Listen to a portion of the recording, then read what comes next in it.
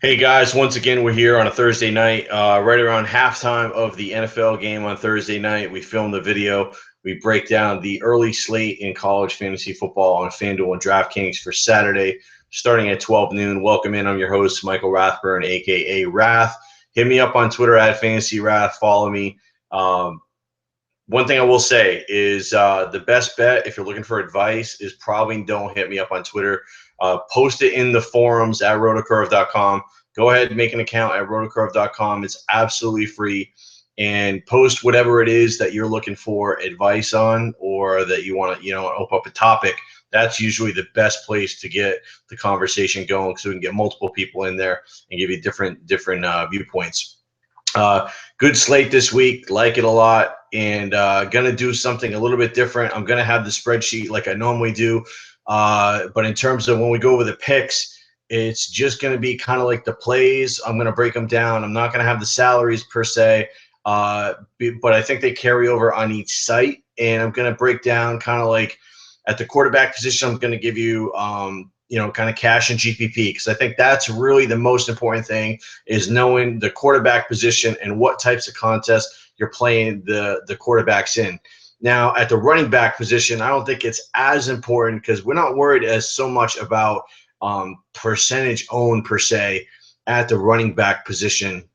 What we're looking for really is, where's the chance I need to pay up, and where are the opportunities where I can get some value and kind of understand the differences between the players and the price points. Same thing with the wide receiver. I'm going to give you like the top plays, or the most, the kind of more expensive guys, where we're going to go there. And then some of the cheap guys. I think we found some cheaper wide receivers that not a lot of people are going to be on this week. And I think you can use them both in cash games and in tournaments. And then also we're going to follow that up with a tight end position. There's not a lot of analysis there at tight end. Basically right now it's like a three-headed monster or a two-headed monster, depending on the game slate. So let's go in, let's break it down, and let's hit it up this week. All right, guys, see here we got our normal spreadsheet action with the colors. The one thing that you're going to see this week that I added, that I do look at, is I added in pace. And basically what pace is the number of plays that a team runs in a given game. It's very important in college football. You want games with high pace. So these are rankings. These are not the number of plays they run per game. So again, the ones in green are the higher number, the lower number, but the higher ranking. Those are the games we want to focus on. A lot of times you'll notice that the total is going to match our pace stats. But there is going to be, and then that's going to depend. If we want quarterbacks and wide receivers, we want high-paced game.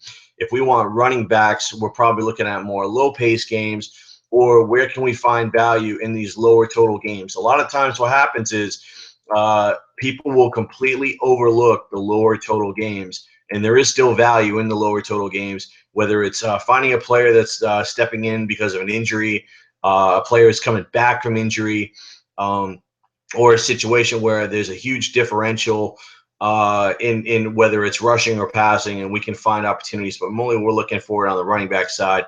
So that's kind of where I look for running backs. I think there's going to be some opportunities there. The plays in green over here on the left are the highest totals. Again, these are going to be the passing offenses, the quarterbacks, and the wide receivers that we're looking at this week. So we'll go over each one of those. Some of the interesting things is, I start building this usually around Sunday night, and Mondays when the totals come out for college football typically. And as I'm updating them on Thursday night, I noticed a lot of the totals have come down. So that's something that's very interesting. A lot of totals have actually come down 2, 3, 4 points this week. So it's very interesting. But let's go into it. And we got the FanDuel and the DraftKings. Now the differences between the two slates. Oklahoma State and Kansas is on FanDuel, and it's not on DraftKings. You've got Bowling Green, Kent, Texas, Kansas State, and Pittsburgh, Syracuse on DraftKings only. So those are some of the differences as far as the early slate goes. We'll look at the run differential, the pass differentials. Where can we find opportunities? We'll look at pace. We'll look at spreads. We'll kind of go over each one of these games. I will flat out tell you guys, last week it was a tough one. Now I know the picks did pretty good based on when I look back at the results. Tough one for me as I was very high on Pat Mahomes and he didn't come through. And, when you miss on the quarterback and somebody like Russell goes off, it's very hard to overcome. So I'll outright admit that I did not do very well in my cash games or my GPPs last weekend of college football. Probably was like the first week all year where I've actually had a negative week. So when that kind of thing happens, I get kind of pissed off because it's tough. College football, look, you got a lot of different players that you can pick from. And I've typically only been playing Seth Russell and Corey Coleman in tournaments because you're having to pay so much to put them in. And the rest of the lineup around it, I've just not felt great about it in cash. But it's at the point now where you cannot ignore these guys. And you just have to build a lineup around these two guys. It's just that it's that obvious. They're a huge favorite this week. They don't bench their guys unless it's way out of hand. Russell is running every week. I mean, it's just at a point now where, you're really foolish if you're not playing Corey Coleman and Seth Russell. That being said, watch both of them put up stinkers this week. As now I'm jumping on the bandwagon as well. Like I said, I've been running them in tournaments, but I haven't been playing them in cash games because I haven't liked the makeup of the lineup. But I think this week, I really forced myself to find value at the running back position that I felt good with, and also at the wide receiver position I also felt good with, because I came into this week saying to myself, there's no way I'm not playing Russell and Coleman in cash games, and I'm going to figure out a way to do it, and I'm going to feel good about it. I'm not going to feel like I'm rolling out a lineup of two studs and a bunch of guys that are stiff. So, Baylor's the number one team this week, favored by 37, and they're going against Iowa State. The total is 78. We got a projected total around 58 to 20. And we talk about introducing this pace. Baylor is 26th in pace. Iowa State's 24th. So we're going to have a high pace game here. And we obviously know that Baylor is one of the best rushing teams in the country. Huge differential in run, no matter pretty much who they play. But we have a massive pass differential. And I think for me, that's really been the key of why I'm so high on Russell and Coleman this week, more than any other week, in terms of that pass differential is huge at, going against Iowa State. On the other side, nothing there. Obviously they're not going to run the ball, Iowa State. So we'll talk about the situation there. They're probably going to be playing from behind. So the running back for me is out of play. There is some edge at the pass. They're going to throw a lot, but again, if this game ends up being 50 to 20, 58 to 20, that's not a lot of points on the Iowa State side. Can Iowa State put up more than 20? I think they can, but I'm really not sure they're going to be able to put up more than 28. So just not a situation. I don't see this being a situation where it's going to be like 45, 42. I see this as being, 60 to 24 type of game, with Baylor really carrying the torch here. Next game, Oklahoma, Texas Tech. This game's lost a little bit of luster. Oklahoma is now actually a slight more than 2 touchdown favorite here, with a total of 74.5. We got about a projected total of about 44 to 30. High pace game. Oklahoma is 22. Texas Tech is 11. So again, we got a real high pace, real high total. So we got to like that. Oklahoma does not run anymore in this offense, even though Texas Tech's run defense is not very good. I just don't see Oklahoma running in this game. It's going to be a lot of passing. And you see here, like we did with the Baylor-Iowa State game, we have a huge differential from the Oklahoma passing offense to the Texas Tech's passing defense. So, again, got to like Mayfield, got to like Shepard, and we'll talk about those two guys, but that's definitely going to be a hookup that you're going to want to have, especially in the tournament. We go over to the Texas Tech side. A slight edge on the running game, but again, I don't see them running the ball a whole lot in this spot. Here's the issue that we have here is we got a pretty good pass defense for Oklahoma, and that's Texas Tech's strength. With Mahomes struggling last week and him now being on the road and having to play another tough team, I don't like the spot for Mahomes. That being said, I think you can still use him in tournaments, but there's no way I'm playing him in cash, especially coming off the game that I saw last week. There's just no reason to. There's definitely more safer quarterbacks that I think you can jump on. Arizona, Washington State. We like the line a little bit more than a touchdown, which is nice. Very high total at 74 with a projected of around a 41 to 33 type game. So everything's in our favor. We're using both sides. Look at the pace: 14th for Arizona, 7th for Washington State. The highest pace game, of the slate. So everything is running in our favor here. When we look at the rushing, now Arizona has a really pretty solid run, and Washington State's run defense isn't very good, so we're going to have opportunity there. From a passing perspective, Anu Solomon's been banged up, and I don't like the Arizona passing game, so we're laying off that. We know Washington State doesn't run, they throw, and they're going to be throwing a lot in this game because they have a huge differential. The number 4 passing offense against the number 92 passing defense. So Washington State passing attack, Arizona running attack. That's what we're going to be focused on in that game. We'll talk about the players for that. Toledo, UMass. Toledo is a little bit more than 14. Toledo's getting a lot of press right now. The team is playing very well. Total is 62, so we have a projected of around 38-24.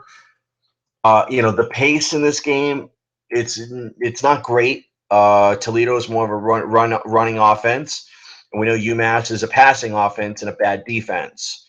So the pace is kind of middle of the road, even though we have a high total.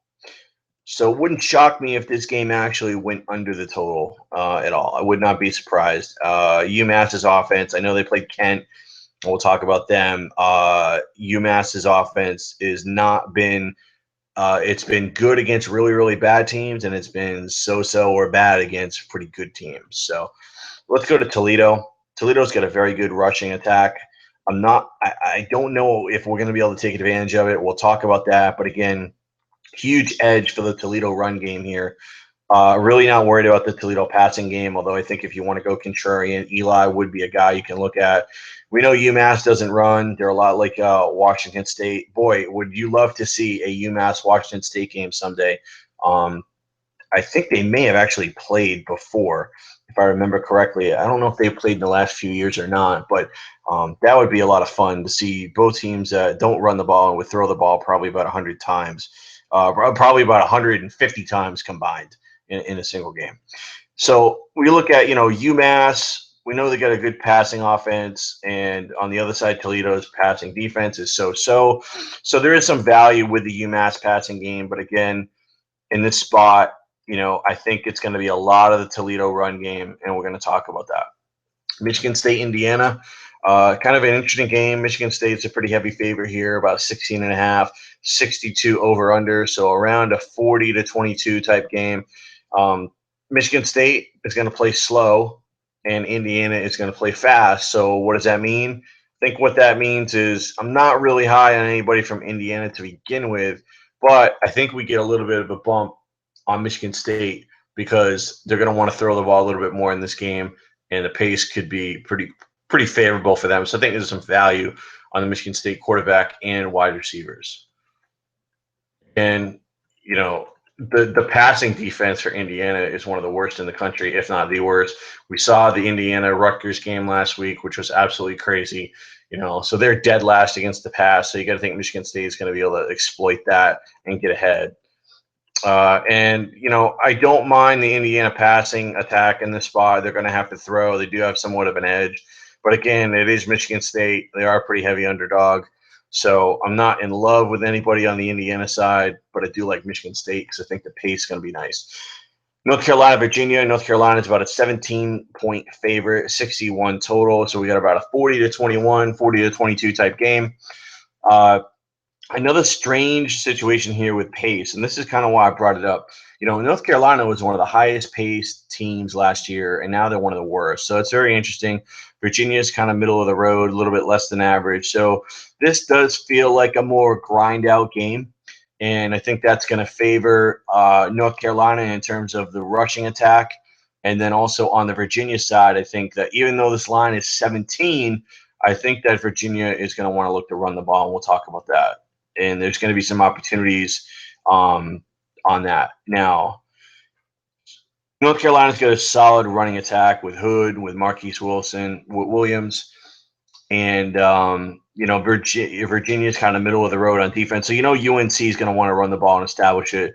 The passing attack is it's good yardage wise, and Virginia's kind of weak. But I think here, this is going to be a North Carolina run game. I think that's what they're going to want to do. They're going to want to establish the run. They're going to want to control the game. This is a little bit disgusting. You've got a Virginia rushing offense that's not very good against a North Carolina running defense that's terrible. What does that mean? I think there is opportunity with the running back from Virginia, and we're going to talk about that. I don't really see Virginia throwing the ball a whole lot in this game. I'm a little bit surprised at the total here. I think this game could go under the total.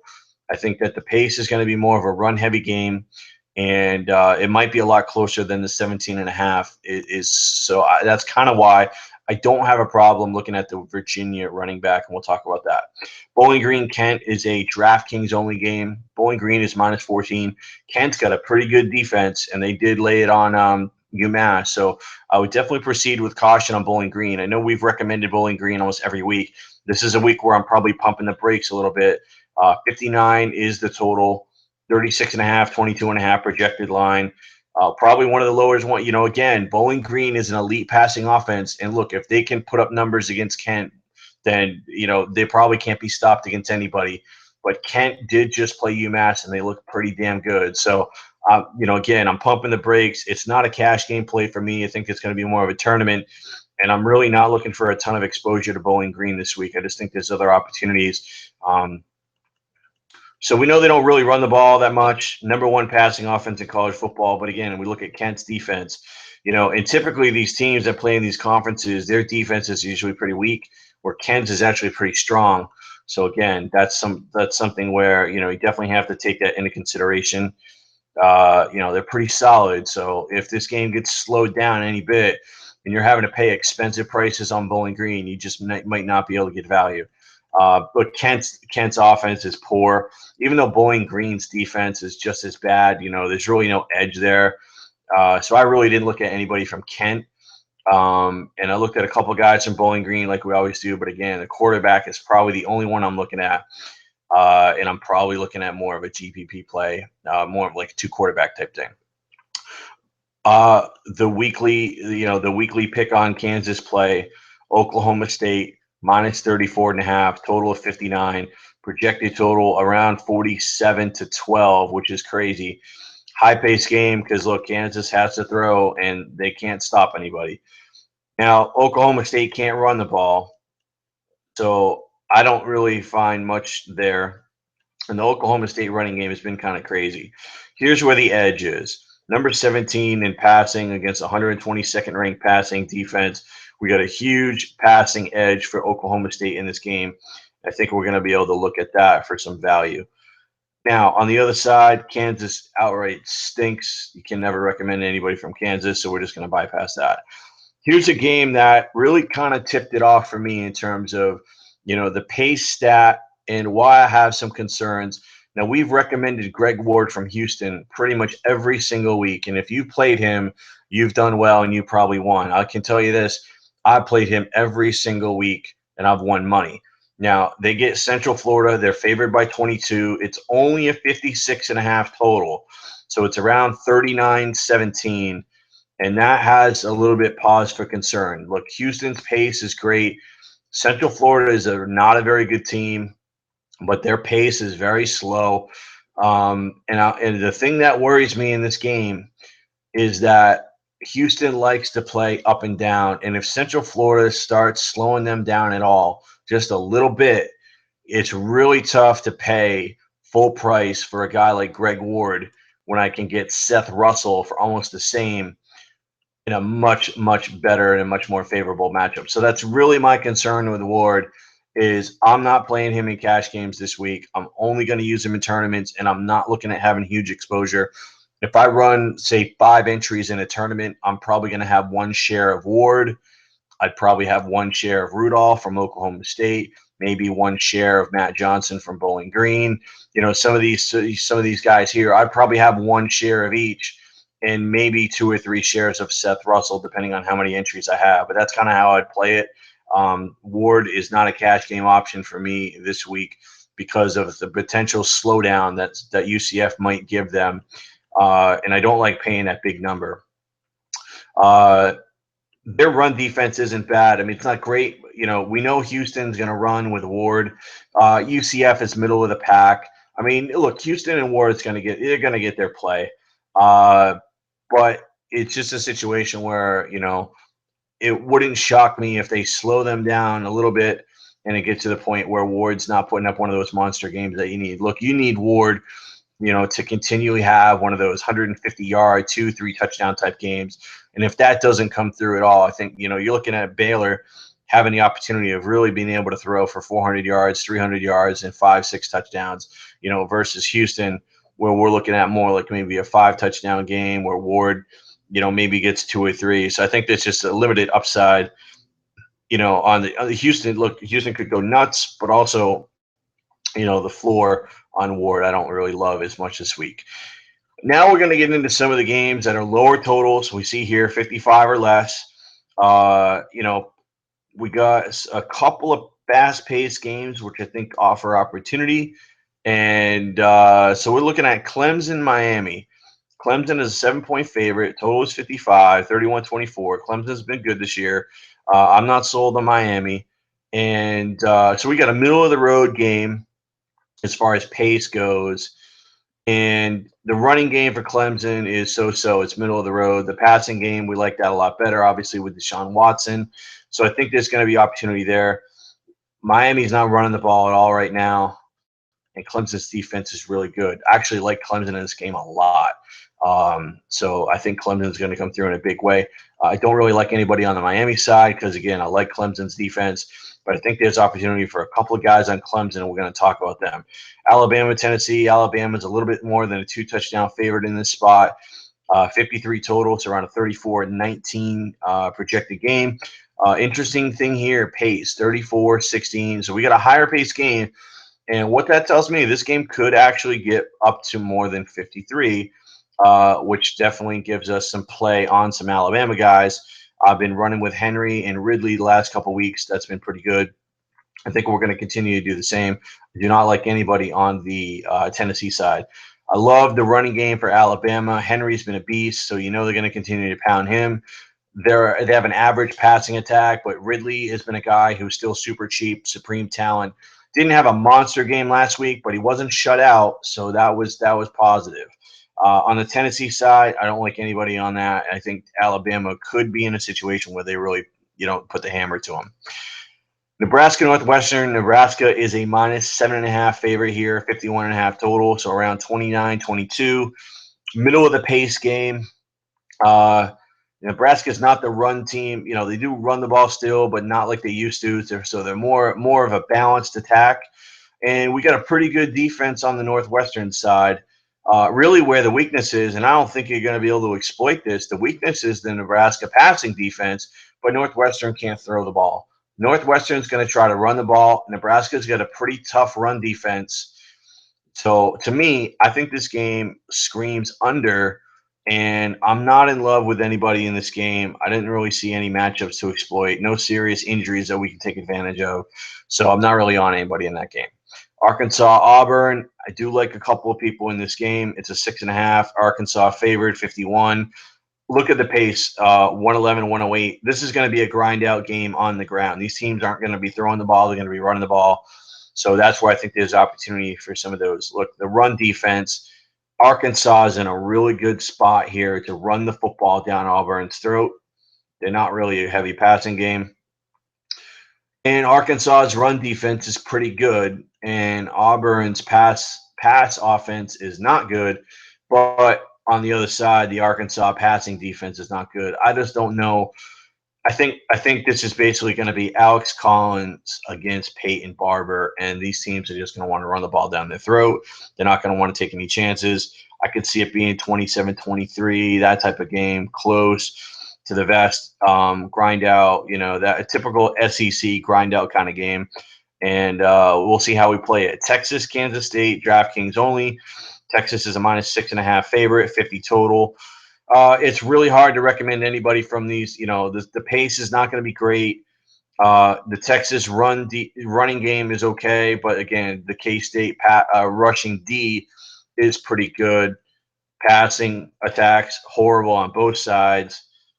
It's just not a lot here in this game. It's just not. There's no opportunity for value. There's nothing that sticks out. It's a slow-paced game. So for me, it's a no play. I don't really like anybody in this game. Pitt, Syracuse. Pitt's a 7-point favorite, 49 total. It's around 28-21. Nothing in this game either for me. Slow-paced, one of the two slowest-paced teams in the country, and not a real lot of edge here. Two passing offenses that are pitiful. This game, to me, I'm shocked that the total was 49. It wouldn't surprise me if this game barely gets to 40. I can easily see this game being 23-17 on the Pittsburgh side. I think that both these teams' offenses are putrid at this point, and there's really no fantasy value at all, in my opinion, on either one of these sides. You're going to see a trend here. Look, some of these lower total games or these slow paces, it's going to be tough. We're looking at a running back only, and that's about it. So, that's kind of the case here with Penn State, Maryland. Penn State, 6.5, 47 is a total. So around 27-20 type game. Slow pace. It's going to be grind. Maryland's defense isn't very good. Penn State really needs this game, and I think Penn State's going to come up big in this spot. I know the Penn State running attack doesn't rate well, but we got Saquon coming back, and he's one of my top plays this week. Love Saquon in this spot. I'm definitely going to be all over him in a lot of contests. I think this is a really, really good opportunity where they're going to get their running game straightened out, and Maryland's run defense is horrible. Saquon could be in for a monster game. We're looking at like 150, to maybe even, 150, maybe 175, 180 in the spot. They're not going to throw the ball. They stink in the air. And on the other side, the other team in Maryland is not going to be able to throw the ball against Penn State at all. So, again, this is going to be Saquon all day long, I would assume. I think he's in line for a monster game. I mean, you're looking at potential 150, 2-3 touchdowns. I think that's the way that's going to play. Again, I'm pretty high on him this week. Wisconsin, Illinois, 6 is the line. Wisconsin's favored by 6. Total is 46, so about a 26-20 type game. Middle of the road pace. Illinois does like to play a little bit quick, but Wisconsin doesn't. This Wisconsin running game has been terrible pretty much the whole entire year. Corey Clement's been banged up, and now with him coming back, it's a split backfield. There's not a lot of edge. We see here we have negative differentials on every single offensive side of the ball. I don't like anybody in this game. I'm not going anywhere near it. Last game we got is West Virginia Duke. Virginia Tech and Duke. VTech is a 3-point favorite with a 44 as the total, so around a 24-20 type of game with a middle of the road pace. We see here on the differentials, not a lot there. And normally I would overlook this game. However, I think there is a potential here for somebody in the Virginia Tech game that we're going to talk about. And really it comes down to a value play and being able to get the guy in and maybe do some other things. But nothing really exciting in this game outside of the fact that I think a wide receiver from Virginia Tech is going to be somebody you can potentially use. All right, here's the new way that we're going to do the picks. Basically I'm going to give you some positions, the criteria, and then kind of some notes as far as, that particular player and what's going on with that player. So quarterback, we're going to break it down in cash and in GPP. So we talked about Russell from Baylor, 38 points in his last 4 out of 5 games, absolutely blowing it up. And look, they're playing for a national title. They got to get into the BCS title picture. They're not going to let the foot off the gas. They're going to continue to want to put up 60 points. And Russell running has been crazy. I mean, his value just explodes when he starts running and getting rushing yards and rushing touchdowns. So he'd be my number one guy. Baker Mayfield, Oklahoma, he's at home, Texas Tech. They bounced back last week. We recommended him last week. I do like him. Again, coming in this week. Texas Tech's pass defense is atrocious. So look for Mayfield as you get him at a little bit of a discount. And so I do like him in cash games. If you want to spend up a little bit more at the running back position and save and not play Russell, Again, it's hard for me not to play Russell, but I think that you can get away with Mayfield. Again, we've got 2 quarterback site in DraftKings or Fantasy Aces, and it's really hard to fit a guy like Russell in and play another good guy. So, if you want to go the Mayfield route, that's kind of the angle that I would be looking at. Connor Cook, to me, is a nice mid-range option because he gets Indiana. So they're probably going to want to be throwing the ball. And I think Cook, there's not serious upside with Cook. But look, I think it's like $7K on FanDuel. Can he get you a 3X, a 3.5X? I think he can. He can probably have a floor of 20, get you 25. Again, not huge upside because he pretty much passes and he doesn't run. But he can be extremely efficient, and it wouldn't shock me if he had like 250 and 3 touchdowns. Marquis Williams, I keep confusing him with the Chicago Bears guy. So Marquise Williams from North Carolina, put up 29, 42, 33 his last 3 games. So he's getting back on track. They're heavy favorites against Virginia, and I do like them to run the ball quite a bit. He may not throw the ball a ton, but I think he could run for it, and that means also rushing touchdowns, and that's really what you're looking for in a college fantasy football quarterback. The ability to run is where you're going to rack up points. Or you want an elite passer, and that's what we have in Luke Falk at Washington State. Love the Arizona matchup. They're a 7-point dog. It's a high total, and Arizona's pass defense is pretty poor. He's put up 36 points or more in his last 3 out of 5 games. So we know that there's some pretty solid potential there. And he's expensive. Again, if you're looking at the 2 quarterback sites and you can't fit Russell in, and you're looking at a Cook and a Falk or something along that line, or a Cook and a Mayfield, that may be the direction that you want to go in your cash games. Let's talk about quarterbacks and GPPs. I talked about Greg Ward. Greg Ward's an elite talent, and I've been riding him all year. The problem I have is I don't like paying Seth Russell price, and I don't get a Seth Russell matchup. And so that's why I think he's more of a tournament play, because perhaps people will not be on him as much, and they'll be heavy on Russell. And if Russell, we're only to put up 28 or 30, and Ward can come out and put up 35 or 40, that's going to give you an edge on the field. Patrick Mahomes from Texas Tech now falls into a tournament play for me. He's on the road. He's a heavy underdog coming off a bad game. He's going against a very tough Oklahoma pass defense. So Mahomes slides into the tournament play for me. No longer cash game this week. Mason Rudolph has a great matchup against Kansas. However, he's been up and down all year. You get really good value here. But again, there is some risk here. So that's why for me, he's a tournament play. Philip Eli from Toledo. He's not been great this year, but he's coming off a big game, and he gets a very bad UMass pass defense. He's a pretty solid mid-tier price quarterback for me, especially a second quarterback when you're looking at getting a guy who's lower owned who could potentially still put up some big numbers.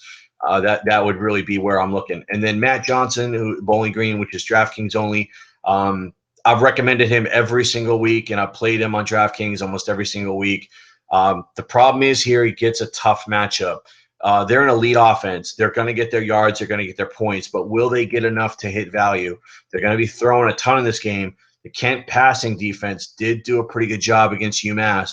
I think they're going to come ready to play against Bowling Green. So I'm not sure that's going to be the shootout that you would need to hit value. But if Bowling Green does go off, he could be lower owned than he would be in normal weeks.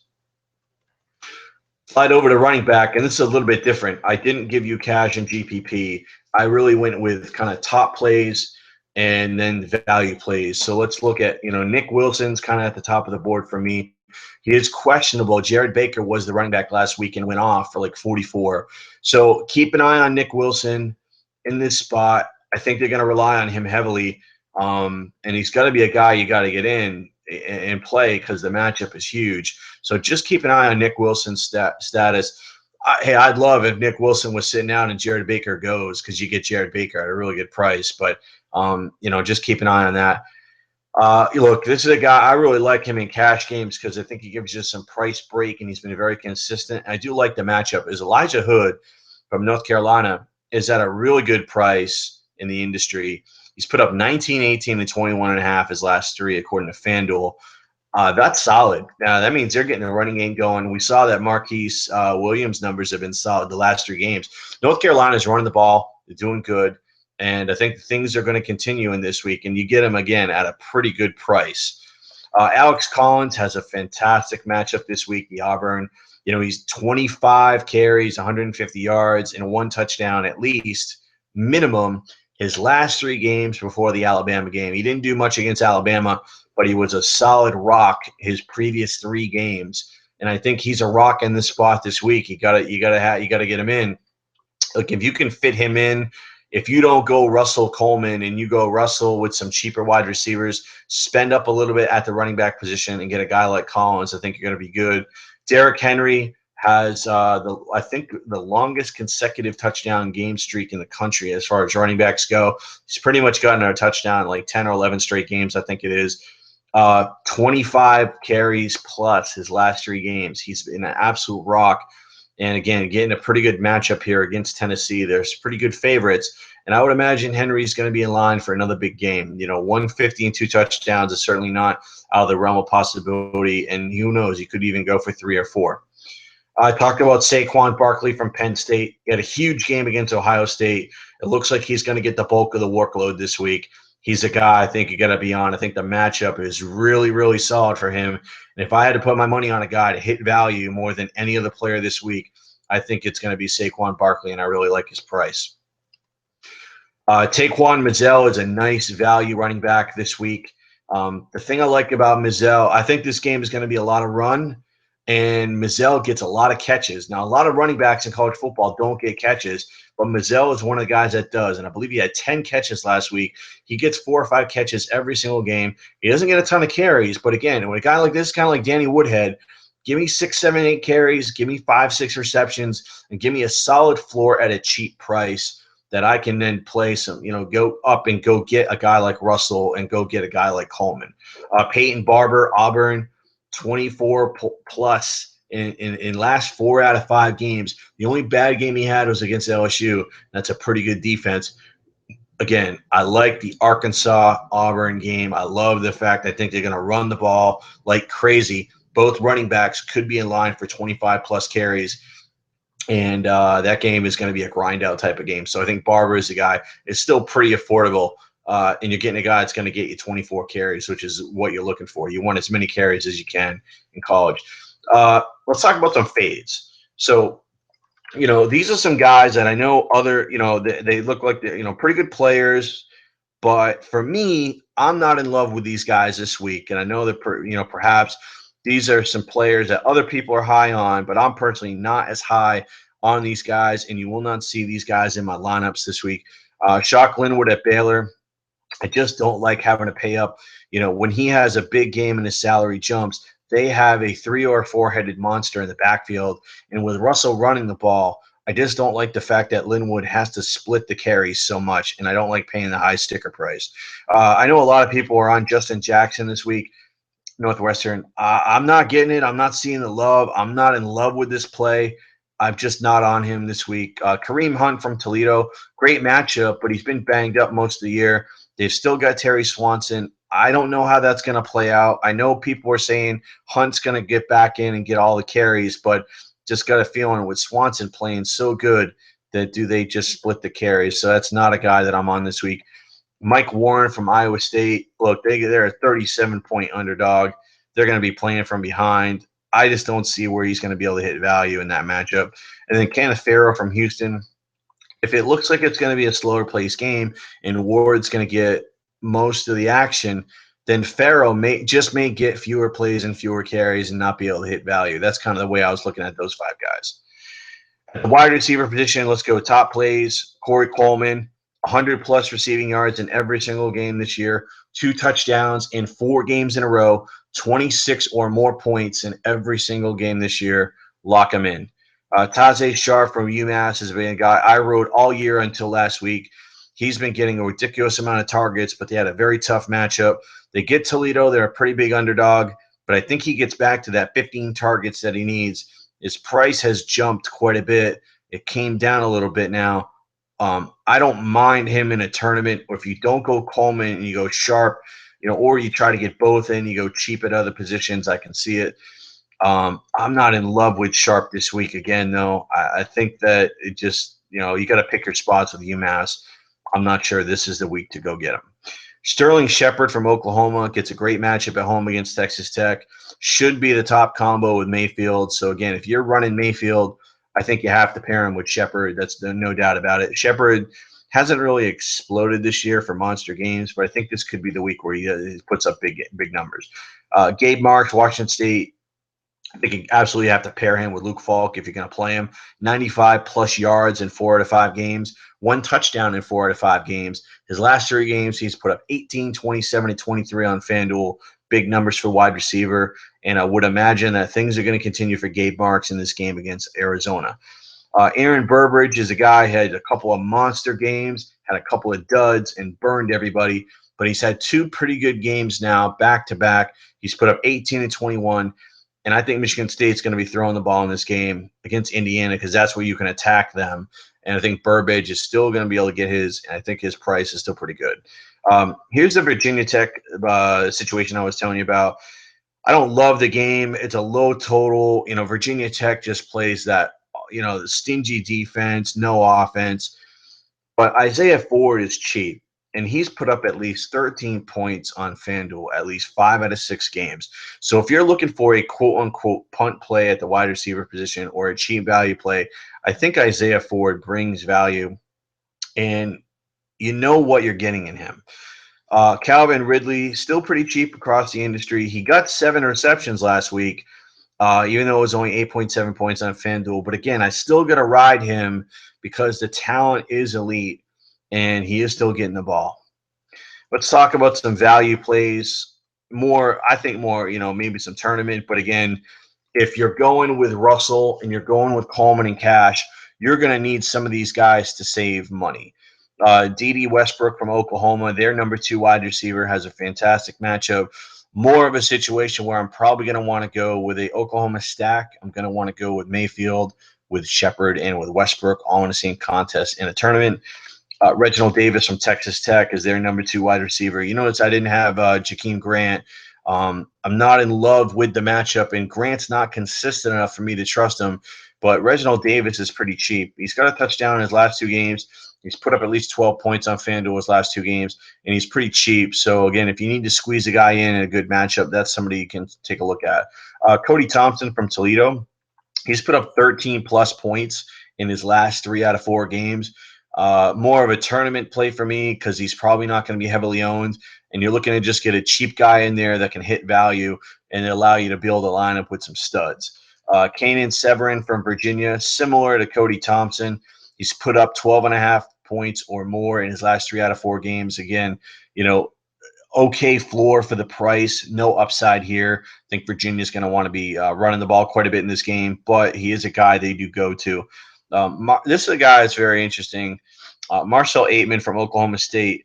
Oklahoma State kind of spreads the ball around quite a bit, but this is a guy who's super cheap. He's in a great matchup. He's got at least 4 receptions and 69 yards in his last 3 out of 5 games. Might not sound great, but again, when you're scrambling for value at the wide receiver position and you see a great matchup and you look at his price tag, I think that's a guy you absolutely have to consider. And then this is a guy I really, really like and I think could be on the verge of exploding, and this could be the week. Deion Kane from Clemson. He's put up 96-plus yards his last 2 games. He's one of the top wide receiver prospects coming out of high school a couple years ago. With the Mike Williams injury, nobody else has really stepped up. And Deion Kane could end up being one of the best wide receivers in Clemson history. And that I'm telling you, that's a big statement because you're looking at Sammy Watkins and DeAndre Hopkins, and you got some other guys too, Martavis Bryant. Look, Clemson's put out some pretty good wide receivers. And I'm telling you right now, Deion Kane could potentially be the best wide receiver that Clemson's put in the NFL. So just keep an eye on him. I think Deion Kane's a guy that I'm going to be using in cash games and in tournaments because I think he could be ready to explode. And if he does, I'm not sure a lot of people are going to be on him. He's really kind of flown under the radar. We'll drop down to the tight end position. Look, man, last year it was Joe New from FIU. Joe New from FIU has fallen off. He's not playing, and they're never in the game sets. So Rodney Mills from UMass has been the guy, that small school tight end that's really stepped up and become pretty much an auto play every single week. 96 plus yards receiving in his last 3 games. His price is up there, but again, you're getting elite talent at that tight end position. And you got to play him if you can fit him in. The 2 other potential tight ends I think that we can look at, Jordan Leggett of Clemson. He's scored a touchdown in his last 4 games. Again, if you're not able to fit Mills in, you get Leggett at a little bit of a discount. And Fumagalli from Wisconsin is extremely cheap on FanDuel again this week. 4 receptions and 45 yards at least in the last 2 games. And he's a guy that you just, if you're going Russell Coleman, you're probably going to have to use Fumagalli at your tight end position to get some savings.